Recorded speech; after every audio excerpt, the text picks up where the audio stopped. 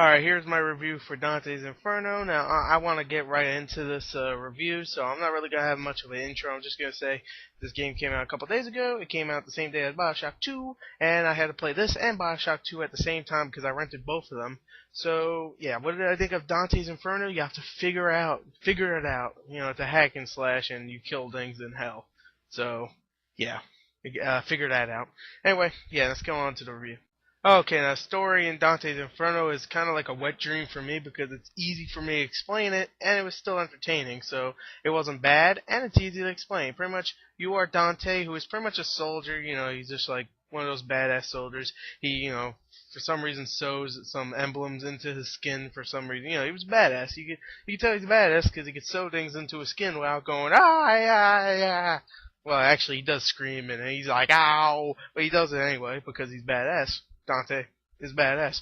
So anyway, he's going back home, you know, because he's badass. He could go home to his wife and to his father, and then he goes home and finds out that his father has been killed, and his wife has been killed, and his wife's name is Beatrice. And he finds out that it is pretty much, I'll just say here, it's pretty much the devil that killed her.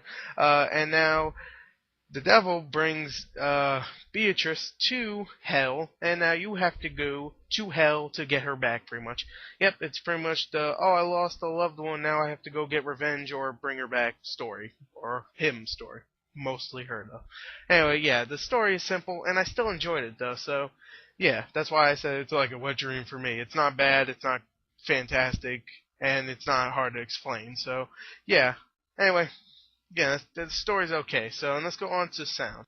Okay, now sound in the game, the environment of hell and everything, you hear all the screaming of people going, ah, I'm burning, please help me, you're crushing my skull, you jerk, what are you doing? You know, and all the actual creatures and stuff, they all sound fantastic. But I have to admit, Dante himself, he's a little annoying because all he yells is Beatrice. I mean, you probably heard this from my reviewer also, but I swear to God, I was like, come on. I played it a little bit. He wasn't doing that the whole time. I played it much more. Yes, that's all he said. That's all he never talks about anything else besides there's one part where he talks about his father. There you go. And then he goes back to Beatrice. So yeah, I couldn't really love the character couldn't really like the character besides that he's badass. So yeah, that's the only aspect I liked about him. Besides, you know, he never said any cool one-liners. You know, he's not the Arnold Schwarzenegger of hell. He's just, you know, bullshit. You know, anyway, you know, he was kind of annoying, but I did like the voiceovers for everybody else, even Lucifer himself or Devil, whatever. He was cool. Yeah, his voice was cool. He was menacing. The girl that played Beatrice, she was good too. You know, just the voiceovers were decent overall. And the environmental effects, the environmental sounds and just the actual creatures and stuff, they sounded great. So overall, yeah, the special effects sounded great also. Just like, you know, Dante's powers, and he shoots big crosses at people, and it always goes shing, shing. I'm like, Jesus power. Anyway, let's go on to the graphics.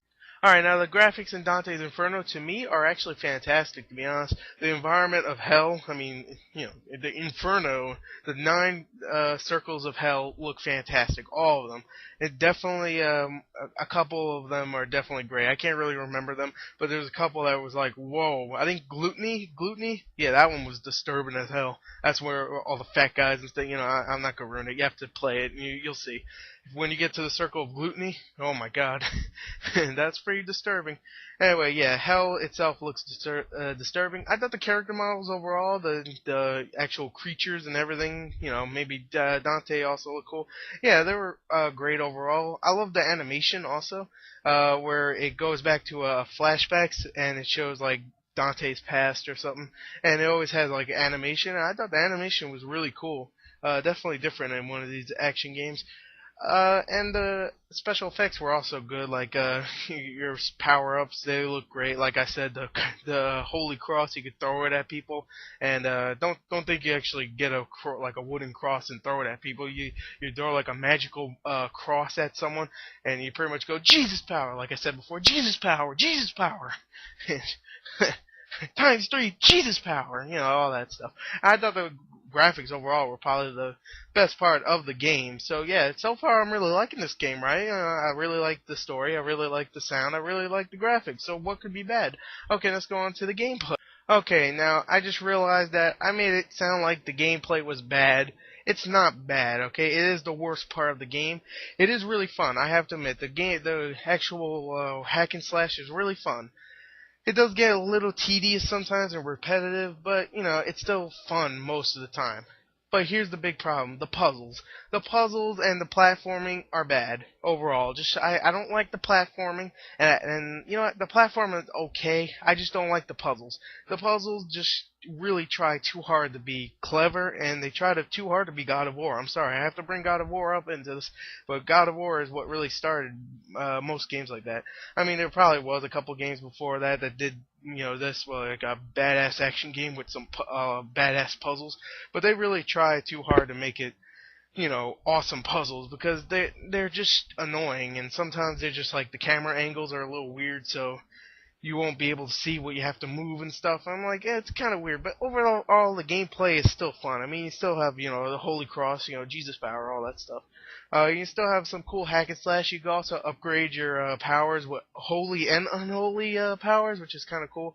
And you also find people around hell, and you can actually either absolve them, which pretty much like brings them to heaven,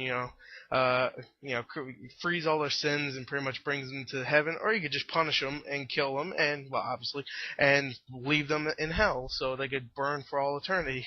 And if you do the absolve, you get bonus souls, so you could bring that to upgrades, and you can upgrade yourself to holy and unholy, and it's kind of confusing, but there's upgrades, and you can kill people and get souls, and souls are pretty much currency for upgrades. So yeah, it's definitely a fun gameplay, but still, the hack and slash is really fun, even though it gets a little repetitive sometimes. But the puzzles overall I don't like, and the platforming I don't like. So yeah, it's definitely going to drop the gameplay down. So overall, I think it is worth a rent. Go rent it. It's still fun, but don't expect a fantastic game. Kind of disappointed, but still a good game overall. So there you go. I am Gordon Movie God, and I like pie. You know, I did that before for my Bioshock 2 review. Might as well do it for this one, right? Yeah, it wasn't funny before. Ain't funny this time. Anyway, I like pie.